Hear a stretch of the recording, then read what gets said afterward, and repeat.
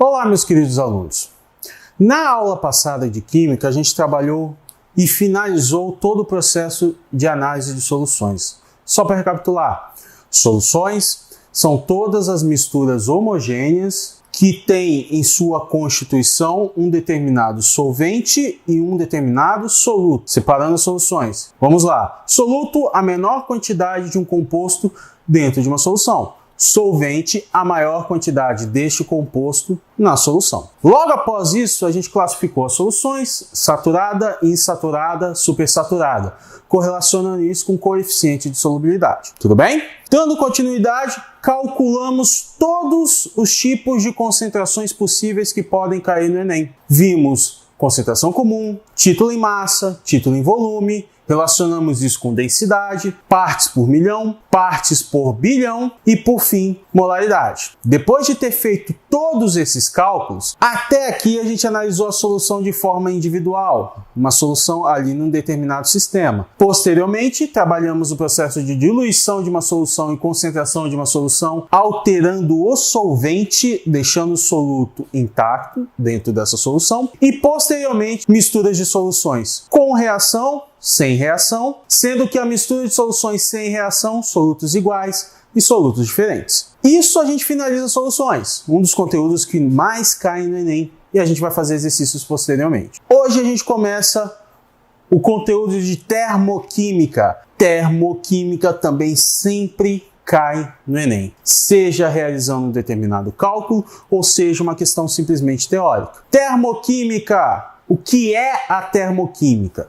Termoquímica é o ramo da fisicoquímica. Você pode trabalhar transferência de calor, que a gente vai ver daqui a pouco, tanto quimicamente falando, na termoquímica, quanto na física, que a gente chama de termodinâmica, certo? Ramo da fisicoquímica que estuda reações químicas e processos físicos que envolvem transferência de calor. Aqui a variação de calor é o que me interessa. Se eu tenho uma reação química que ocorre transferência de calor, eu posso analisar essa reação termoquimicamente falando. Na aula de hoje é somente uma introdução, ver o que é a termoquímica, como que a gente pode classificar essas duas reações dentro da termoquímica e, além disso, como que a gente pode trabalhar essa termoquímica em valores para posteriormente a gente calcular. Vem!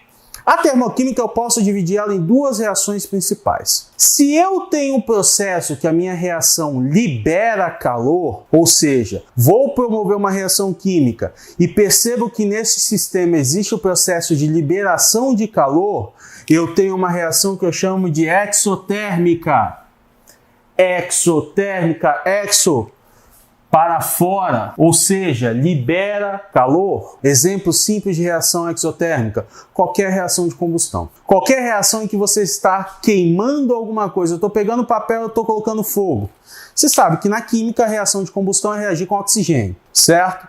Se eu pego o papel e coloco fogo, aquela celulose ali do sistema está reagindo com o oxigênio da atmosfera e está liberando calor, ok? Você precisa do oxigênio para que ocorra uma combustão. Por exemplo, eu tenho aqui uma reação em que eu tenho C6H12O6, um composto orgânico, glicose, está reagindo com oxigênio formando CO2 e água. Lembra do processo de combustão completa? Se a combustão ela for completa, eu tenho CO2 e água liberados. Essa reação aqui é a reação básica para a respiração humana. Você pega a glicose que vocês têm armazenado, respira, pega o oxigênio, vai gerar energia logo nesse sistema, CO2 que você vai respirar e água que fica no organismo. Primeira coisa que você faz quando uma reação: balanceia essa reação.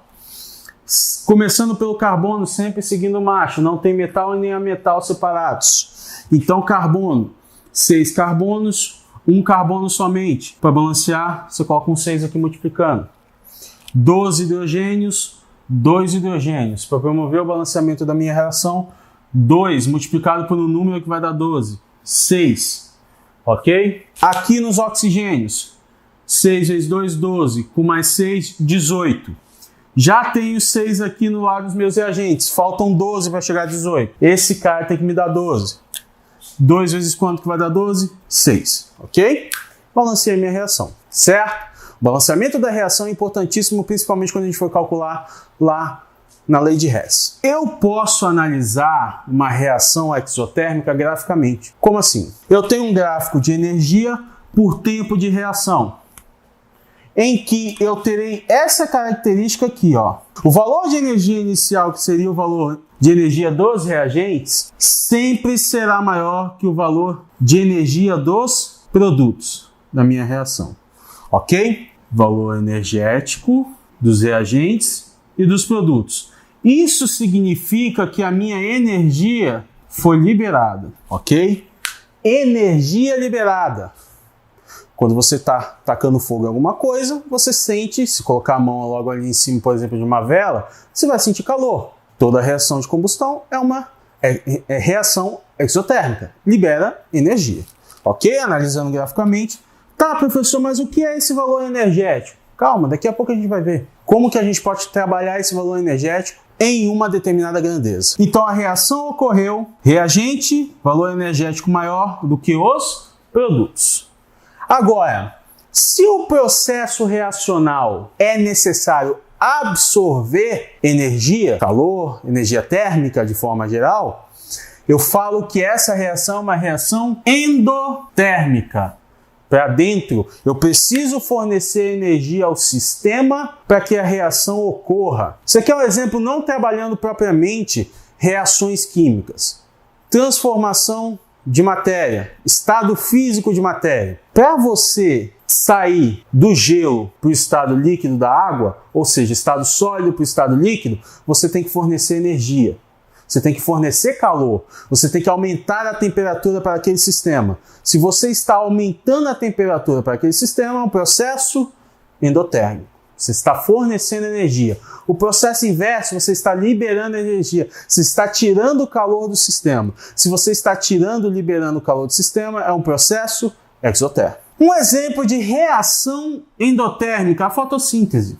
A fotossíntese nada mais é do que, simploriamente falando, de forma bem simples, o processo inverso da respiração humana. A planta tem lá o CO2 do sistema junto com a água mais os outros componentes. Em presença de luz, é aqui que talvez exista o fornecimento de energia para que a reação ocorra. Você tem que captar a luz do sistema, luz do sol, para que essa reação ocorra e forneça energia para a planta e ela posteriormente vai liberar o oxigênio que a gente necessita. Se você for balancear essa reação, é relativamente simples, é a mesma reação anterior. A análise gráfica aqui já é diferente. A energia presente nos reagentes é menor do que a energia presente nos produtos. Então, o processo de análise gráfico é diferente. Eu tenho reagente e produto formado. Você precisa fornecer energia para o sistema para que a reação ocorra.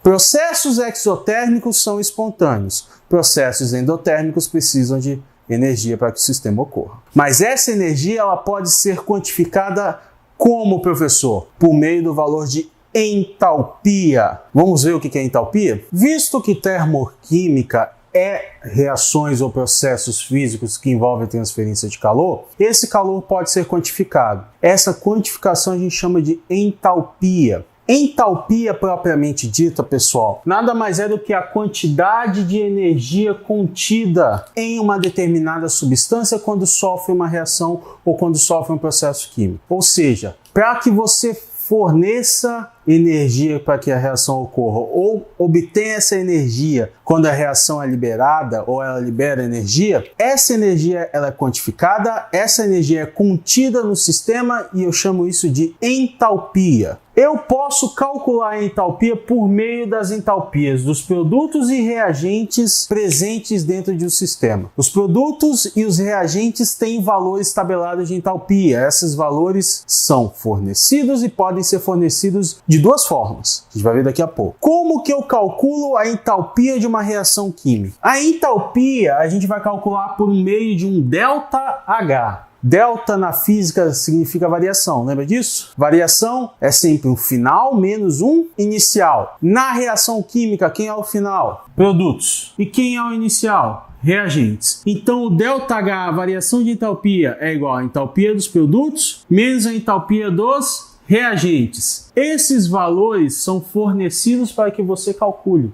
será fornecido esses valores e você vai promover o cálculo a fim de achar a entalpia presente na reação química. Esse ΔH, ele pode ter duas grandezas principais. O que eu chamo de kJ por mol, KJ kJ por mol, olha o mol aparecendo de novo, certo? Ou quilocalorias por mol. Como os valores são tabelados, pode ter a grandeza em kJ por mol ou quilocalorias por mol. Vai variar de exercício para exercício. Além disso, quando você calcula esses valores, por exemplo, se a entalpia dos produtos for maior que a entalpia dos reagentes, concorda comigo que o valor de entalpia vai ser positivo? Se o valor de entalpia é positivo, eu afirmo que a minha reação ela é, ou seja, eu posso associar o valor de entalpia que eu descobri dentro de uma reação, que eu calculei dentro de uma reação, se ela é endotérmica ou exotérmica. Se o valor da entalpia dos reagentes for maior que o valor da entalpia dos produtos, eu consigo afirmar que esse ΔH vai ser menor que zero, ou seja, vai ser negativo.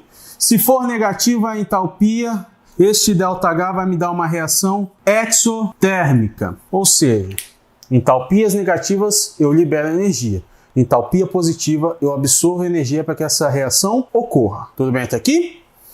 Tá, como que eu posso te fornecer esses dados? Como que eu posso tabelar essas entalpias? Duas formas. A primeira forma é a que eu chamo de entalpia de formação, ou entalpia padrão de formação. Para que seja uma entalpia padrão de formação, quais são os critérios? Primeiro, os reagentes na formação precisam ser substâncias simples, precisam estar nesse sistema 25 graus Celsius e 1 atm, e o valor padronizado na formação é na formação de produto em 1 mol. Então vamos lá, é entalpia calculada a partir de uma reação química em que você tem reagente, substância simples, na formação de 1 mol de uma substância a 25 graus Celsius e 1 atm. Um exemplo simples. Eu tenho hidrogênio, substância simples, enxofre, substância simples, oxigênio, substância simples. Vamos recapitular? O que é uma substância simples?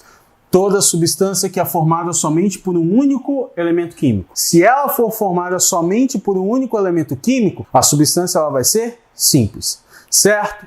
Hidrogênio reagindo com enxofre, reagindo com oxigênio, vai formar H2SO4. Lógico que essa reação não está balanceada, mas por enquanto não vamos nos preocupar com isso. Formei uma substância por meio de substância simples. Se eu afirmo que esse está no sistema de 25 graus Celsius e 1 atm, eu tenho um valor de entalpia padrão de formação. A gente lê assim, H padrão de formação, certo? No caso aqui, menos 813,8 kJ por mol. Se é negativa, a reação ela é exotérmica, certo? Todos os valores das entalpias de formação, as entalpias padrões de formação, são tabelados. Eu te forneço para você calcular o ΔH de uma reação química. Além disso, se eu tiver que te dar a entalpia de combustão de uma reação química, combustão, quimicamente falando, reagindo com oxigênio, ok? Toda vez que eu tiver uma reação reagindo com oxigênio, eu estou caracterizando essa reação como uma reação de combustão e existe sim um valor de entalpia padronizado. Primeira característica, essa energia é liberada. Na entalpia padrão de formação, ela pode ser liberada ou absorvida. Pode ser positivo, pode ser negativo. Na combustão é obrigatoriamente negativo, ok? Entalpia liberada na forma de calor, precisa ser obrigatoriamente na forma de calor, na queima de 1 mol de uma determinada substância, certo? Por exemplo, eu tenho aqui CH4, gás metano, reagindo com oxigênio, formando CO2 e água. A entalpia padrão de combustão dessa queima é menos 890,4 kJ por mol. Vamos ver como é que a gente pode associar essa relação de 1 mol de uma substância, seja na entalpia de combustão, seja na entalpia de formação? Um exemplo de cálculo simples. Vamos lá? Para a gente associar essa relação de 1 mol para a formação da entalpia, seja ela de formação, seja ela de combustão, vamos pegar esse exemplo aqui associado à combustão. Eu te dei entalpias, variações de entalpia padrão de combustão em quilojoules por mol de 3 substâncias, CH4, CH4H10 e C8H18. Dada essa tabela acima, calcule a quantidade de energia liberada para a formação agora de 1 mol de CO2. Por que CO2? A gente está trabalhando com combustão. Se a gente está trabalhando com combustão, substância reagindo com oxigênio, formando CO2 e água. Então vamos lá, a primeira coisa que você precisa fazer aqui é montar as reações químicas. CH4 mais O2, dando CO2 mais H2O. Balanceando a minha reação, 2 aqui balanceia. Certo? De forma rápida, simples, não vamos perder muito tempo com isso. Ele falou que o ΔH padrão de combustão dessa reação é menos 1,780 kJ por mol. Ok? É um valor padrão. Tá, mesma coisa para as outras. C4H10 mais oxigênio, dando CO2 mais H2O. Isso aqui tem um valor padrão de entalpia padrão de combustão, menos 5,756 kJ por mol. Vamos balancear essa reação? 4 carbonos, 1 carbono, 4 balanceio. Ok? 10 hidrogênios, 2 hidrogênios. 4 vezes 2, 8, com mais 5, 13. Preciso de 13 oxigênios aqui para balancear. 13 sobre 2, ok? 6,5. Tanto faz o que você for colocar. Agora fazendo o mesmo raciocínio aqui para de baixo. C8H18 reagindo com oxigênio, formando CO2 mais H2O. Entalpia padrão de combustão aqui vai ser igual a menos 10,942 kJ por mol, ok? Só relembrando, toda entalpia de combustão ela tem valor negativo. Até aqui, montei as reações e promovi o balanceamento. Balanceando essa reação aqui. Quantos carbonos? 8, 8 balanceio. Hidrogênio, 18, 2, 9 vezes 2, 18, balanceou. 8 vezes 2, 16, com 9, 25. 25 sobre 2 aqui, balanceio. As reações foram montadas, os balanceamentos foram realizados, as entalpias foram fornecidas. Eu quero o valor de energia liberada para 1 mol de CO2 para cada uma dessas aqui. 1 mol de CO2. Como é que eu vou promover esse cálculo? Presta atenção.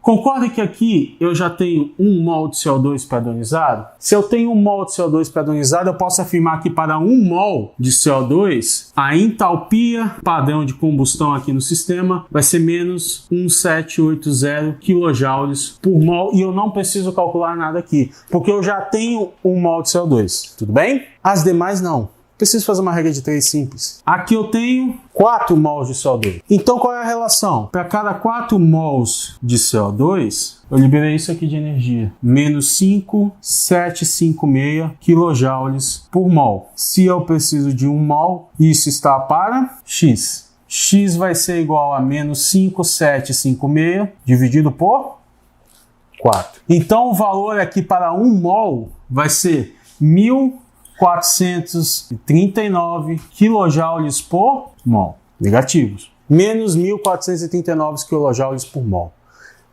Lógico, a entalpia padrão de combustão para a reação é essa aqui. Só que nessa reação eu tenho 4 mols de CO2. Se eu quero para 1 mol de CO2, uma regra de 3 simples resolve. Você já acha para 1 mol. A última, mesmo raciocínio. Se para 8 mols de CO2, eu produzi menos 10.942 kJ por mol. Mas isso para 8 mols de CO2. Eu preciso para 1 mol de CO2, isso está para X. X vai ser igual a menos 10.942 dividido por 8. Isso vai dar aproximadamente menos 1.367 kJ por mol. Se isso aqui fossem combustíveis e eu te perguntasse qual desses combustíveis é o menos danoso à atmosfera na liberação de CO2, você padroniza o valor de 1 mol e verifica quanto de energia produz. Quanto maior a energia produzida no sistema para uma quantidade padronizada de CO2, mais benéfico vai ser para a atmosfera. Logo, você vai usar 1 mol de CO2 nesse meu sistema para esse primeiro combustível, porque ele libera mais energia. Tudo bem? Entalpia e introdução à termoquímica é isso aqui, pessoal. Próxima aula a gente vai trabalhar como é que a gente pode calcular esses valores usando a fórmula que foi apresentada e uma outra fórmula que a gente chama de lei de Hess. Até a próxima, pessoal!